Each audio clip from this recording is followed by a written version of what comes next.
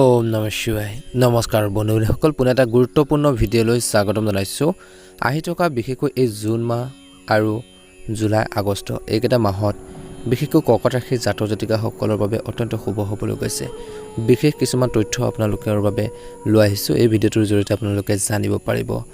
বন্ধুসকল এই সময়খিনিত কৰ্মৰ ক্ষেত্ৰতে হওক, আপোনালোকৰ প্ৰেম জীৱন, বৈবাহিক জীৱন, চাকৰি, স্বাস্থ্যৰ সকলোখিনি আপোনালোকে তথ্য জানিব পাৰিব এই 3 মাহৰ ৰাশিফল অনুসৰি। বন্ধুসকল কৰ্কট ৰাশিৰ লোকসকলৰ এই সময়খিনিত এই মাহকেইটাত বিশেষকৈ আপোনালোকৰ এটা ভাল প্ৰতিফলন দেখিব।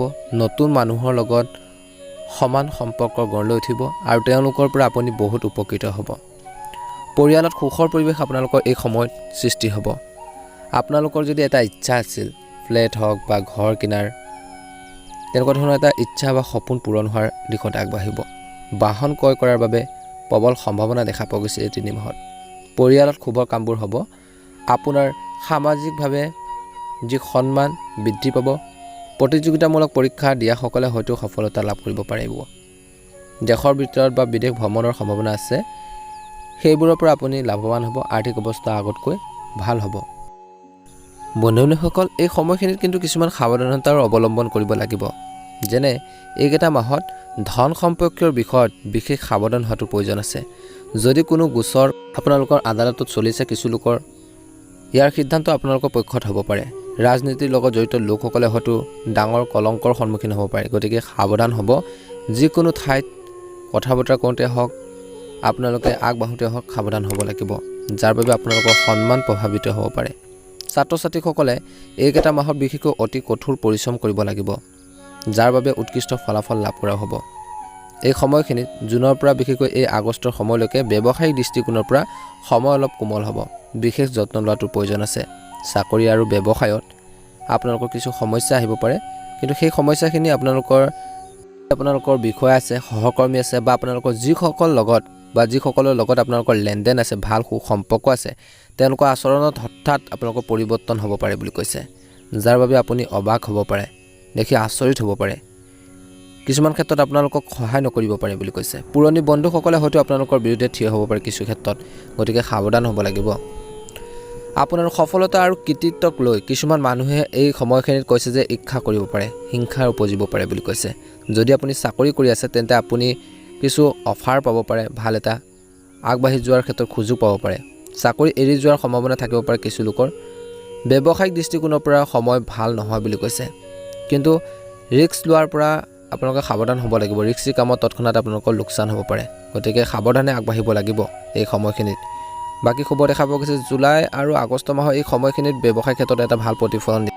প্ৰতিযোগিতামূলক পৰীক্ষাত যিসকল ছাত্ৰ ছাত্ৰীয়ে বিশেষকৈ কষ্ট কৰিছে প্ৰতিযোগিতামূলক পৰীক্ষাৰ বাবে, সেইসকল লোকে অধিক কষ্ট কৰিব লাগিব যদি ভাল এটা কাম বিচাৰে।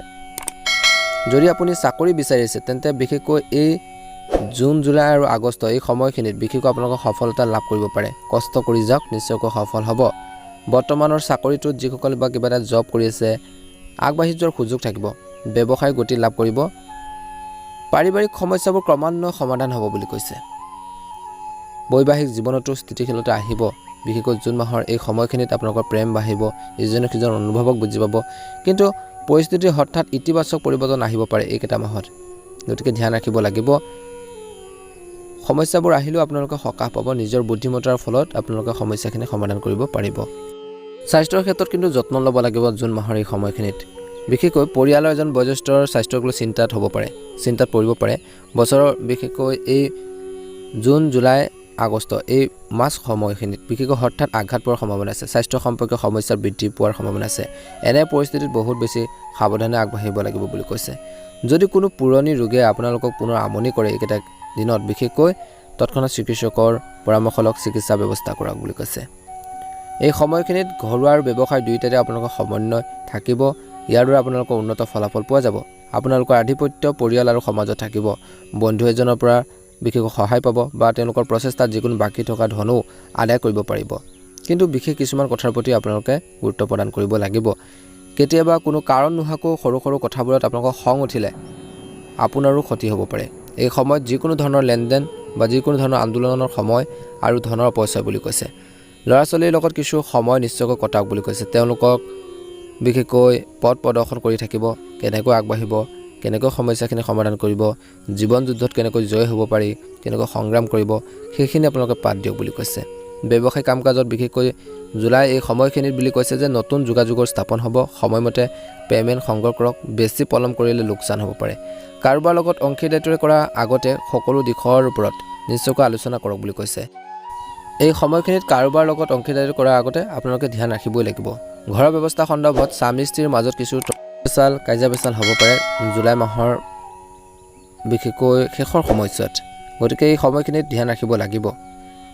অযথা তৰ্ক বিতৰ্কৰ পৰা পৰিহাৰ কৰিব লাগিব, আঁতৰত থাকক বুলি কৈছে। প্ৰেমৰ সম্পৰ্কৰ প্ৰতি যুৱক যুৱতীসকল বা প্ৰজন্মৰ গুৰুত্ব আৰু সৎ হ'ব লাগে বুলি কৈছে।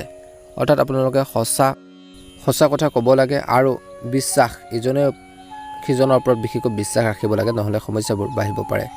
জুলাই মাহৰ এই সময়খিনিত গৰম ঠাণ্ডাৰ বাবে কাহ আৰু চৰ্দিৰ দৰে সমস্যা বাঢ়িব পাৰে। কিছু লোকৰ অসাৱধান নহ'ব, তৎকালীন চিকিৎসা ল'ব যদি প্ৰব্লেম হয়। জুলাই মাহৰ বাবে আপোনালোকৰ শুভ ৰং হ'ব বেঙুনীয়া ৰং আৰু শুভ সংখ্যা হ'ব 7। বন্ধুসকল, এই আগষ্ট জুলাই এই সময়খিনিত বিশেষকৈ নতুন মানুহৰ লগত আপোনালোকৰ সম্পৰ্ক গঢ় লৈ উঠিব, তেওঁলোকৰ পৰা আপুনি উৎকৃষ্ট ফলাফল পাব, পৰিয়ালত সুখৰ পৰিৱেশ গঢ়ি উঠিব, আপোনালোকৰ মন বিশেষকৈ প্ৰফুল্ল হৈ থাকিব বুলি কৈছে। ব্যৱসায়িক দৃষ্টিকোণৰ পৰা সময় অলপ কোমল। বন্ধুসকল, আপোনালোকে এই সময়খিনিত বিশেষকৈ এই 3টা মাহত আপোনালোকৰ সম্পৰ্কৰ ফালে চাবলৈ গ'লে সম্পৰ্কৰ বাবে আপুনি নিজৰ কেৰিয়াৰৰ প্ৰতি বিশেষ গুৰুত্ব দিব নোৱাৰিব পাৰে, গতিকে ধ্যান ৰাখক। কিছুমান ক্ষেত্ৰত আপোনালোকৰ চিনিয়ৰসকলৰ বিশেষকৈ কথা শুনিব লগা হ'ব পাৰে, কিন্তু এই চিন্তাৰ আপোনালোকৰ সমাধানো পাব বুলি কৈছে। আনৰ পৰামৰ্শৰ প্ৰতি আপোনালোকে মনোযোগ কিছুমান ক্ষেত্ৰত দিব লাগিব, কিন্তু নিজৰ অনুভৱক আওকাণ নকৰিব। চূড়ান্ত সিদ্ধান্ত আপোনাৰ হ'ব লাগে বুলি কৈছে, আনৰ হ'ব নালাগে। যদি আপুনি কৰ্মৰত ব্যক্তি হয়, বিভিন্ন কৰ্মৰ ক্ষেত্ৰত জড়িত, তেনেহ'লে মনোযোগ আপোনালোকে দি কামখিনি কৰক বুলি কৈছে। একেটা মাহত আপোনালোকৰ ওপৰত চিনিয়ৰসকলে খং কৰিব পাৰে, গতিকে সদায় সতৰ্ক হৈ থাকক, এক্টিভ হৈ থাকক, সক্ৰিয় হৈ থাকি কাম কাজখিনি নিয়াৰিকৈ পৰিচালনা কৰিবৰ বাবে চেষ্টা কৰক। পৰিয়ালৰ সদস্যৰ সৈতে হোৱা কথা বতৰা কিছু পৰিমাণে আপোনালোকৰ কমি যাব পাৰে। আপোনালোকৰ যত্ন ল'ব যাতে আপোনালোকৰ পিতৃ মাতৃয়ে আপোনাৰ পৰা বিশেষকৈ যি ধৰণৰ আশা কৰে সেইখিনি আপোনালোকে দিব পাৰে, গতিকে তেওঁলোকক হেপী কৰি ৰখাৰ বাবে আপোনালোকে যিমান পাৰে চেষ্টা কৰক বুলি কৈছে। সম্পৰ্ক উন্নত হ'ব। এই সময়খিনিত কৈছে যে ধন সম্পৰ্কীয় সমস্যা দূৰ কৰিবলৈ প্ৰচেষ্টা চলাওক এই 3টা মাহত, আৰু লাভ আশা কৰাৰ ধৰণে হ'ব, কিন্তু আপুনি কঠোৰ পৰিশ্ৰম কৰিব লাগিব। আপুনি পাৰিবাৰিক দায়িত্বতকৈ নিজৰ কামত বেছি গুৰুত্ব দিব বুলি কৈছে। একেটা মাহত নিজৰ সিদ্ধান্তৰ বিষয়ে বাৰে বাৰে চিন্তা কৰিলে ভাল হ'ব, বিফলতাৰ বাবে নিৰুৎসাহিত নহ'ব, কাৰণ এই অভিজ্ঞতাই ভৱিষ্যতে আপোনাক উপকৃত কৰিব। গতিকে সদায় সফল হ'বৰ বাবে, ছাকচেছ হ'বৰ বাবে ট্ৰাই কৰক। যিবোৰ কথা আপোনালোকক সমস্যাৰ সৃষ্টি কৰি আহিছে বহুদিনৰ পৰা, সেইবোৰৰ পৰা আপুনি শিকি অহাৰ শিক্ষাবোৰ মনত ল'ব লাগিব বা মনত ৰাখিব লাগিব। যিহেতু এনে কিছুমান কামত আপোনালোকে ভুল কৰিছিল, যি ধৰণৰ ভুলৰ পৰা আপোনালোকে শিকিব লাগিব, সেই ভুলবোৰ পুনৰাবৃত্তি নকৰিব। গতিকে সেই কৈছে যে ভুলৰ শিক্ষাবোৰ আপোনালোকে ল'ব লাগিব। যিখিনি মিষ্টেক কৰিছিল তাৰ পৰা আপোনালোকে শিকিবলৈ চেষ্টা কৰক যাতে পুনৰাবৃত্তি নহয়। গতিকে যেতিয়া ভুল কৰে ব্যক্তিয়ে যেতিয়া ভুল কৰে, মানুহে যেতিয়া ভুল কৰে তাৰ পৰা শিক্ষা পায়, ঠিক সেইদৰে আপোনালোকে সেই শিক্ষাবোৰ ল'ব লাগিব বুলি কৈছে। বন্ধু বান্ধৱীৰ সৈতে সম্পৰ্ক উন্নত হ'ব, কিন্তু বন্ধু বান্ধৱীৰ লগত বিবাদ হ'ব পৰা কথাবোৰত মনোযোগ দিয়ক, কিয়নো আপোনালোকে কোনবোৰ কথাত আপোনালোকৰ বন্ধুৱে বেয়া পাব পাৰে বা কাজিয়া পেচাল হ'ব পাৰে, গতিকে তাৰ প্ৰতি ধ্যান ৰাখিব লাগে। আৰু এনে কামৰ পৰা আঁতৰি থাকক যিয়ে আপোনালোকৰ সময় নষ্ট কৰে। এইকেইটা মাহত ব্যক্তিগত লক্ষ্য যিয়ে নহওক, বিশেষকৈ এই জুন, জুলাই আৰু আগষ্টৰ এই সময়খিনিত আপোনালোকৰ লাভ কৰিবলৈ সক্ষম হ'ব। নিজৰ জীৱনৰ প্ৰতি মনোযোগ দি থাকিব আৰু নিজৰ লক্ষ্যৰ দিশে আগবাঢ়ি যাওক বুলি কৈছে। পৰিয়ালৰ বাবে জীৱনৰ প্ৰতি ইতিবাচক দৃষ্টিভংগী আপোনালোকৰ গঢ় লৈ উঠিব। এই সময়খিনিত কৈছে যে কেৰিয়াৰৰ ফালৰ পৰা চাবলৈ গ'লে এই ৰাশিৰ যিসকল মহিলাৰ আছে, মহিলাসকলে এই 3 মাহত বিশেষকৈ উপকৃত হ'ব। আপুনি নিৰ্ধাৰণ কৰা লক্ষ্যবোৰ সম্পূৰ্ণ হ'ব। মহিলাসকলে নিজৰ সামৰ্থ্য বৃদ্ধি কৰিব পাৰিব। শিল্প ক্ষেত্ৰখনৰ সৈতে জড়িত লোকসকলে লাভ কৰিব এক নতুন সুযোগ।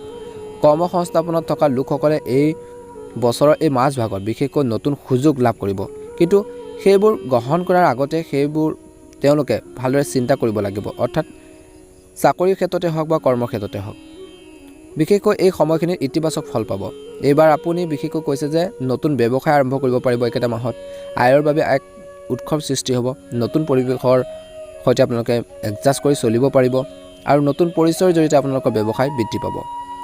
প্ৰেম জীৱনৰ কথা ক'বলৈ যাওঁতে প্ৰচেষ্টা চলোৱাৰ পিছতো সম্পৰ্কত কোনো ইতিবাচক পৰিৱৰ্তন নহ'ব পাৰে, কিন্তু ট্ৰাই কৰক, যাৰ বাবে হতাশাৰ সৃষ্টি হ'ব পাৰে। আগষ্টৰ পিছত বিশেষকৈ সম্পৰ্কৰ ইতিবাচকতা বৃদ্ধি পাব। আপোনালোকৰ পচন্দ ব্যক্তিজনৰ পৰাই সম্পৰ্ক আৰম্ভ হ'ব পাৰে। অবিবাহিত লোকে বিশেষকৈ এই বছৰত, বিশেষকৈ মাজভাগত, জুন, জুলাই, আগষ্ট এই সময়খিনিত বিয়া বাৰুৰ বাবে আগবাঢ়িব পাৰে। প্ৰেম জীৱনত নতুন নতুন কথাৰ বাবে পুৰণি সমস্যাবোৰ সমাধান হ'ব। বৈবাহিক জীৱন সুখ আৰু শান্তিৰ ভৰি পৰিব। স্বাস্থ্যৰ দৃষ্টিকোণৰ পৰা পুৰণি ৰোগক বিশেষকৈ আগষ্ট মাহৰ শেষৰ ফাললৈ বিশেষকৈ নিৰাময় হ'ব। এইবাৰ স্বাস্থ্যৰ উন্নতি হ'ব। ওজন নিয়ন্ত্ৰিত হৈ থাকিব লাগে আৰু নিজৰ শৰীৰটোৰ প্ৰতি সজাগ আৰু সচেতন হৈ থাকিবলৈ চেষ্টা কৰিব। বন্ধুসকল, ভিডিঅ'টো কেনে পালে জনাব। যদিহে আপোনালোকে আমাৰ এই চেনেলটো নতুনকৈ চাইছে, ছাবস্ক্ৰাইব কৰি দিব। অনুগ্ৰহ কৰি আপোনালোকে লাইক এটা কৰিবলৈ নাপাহৰিব।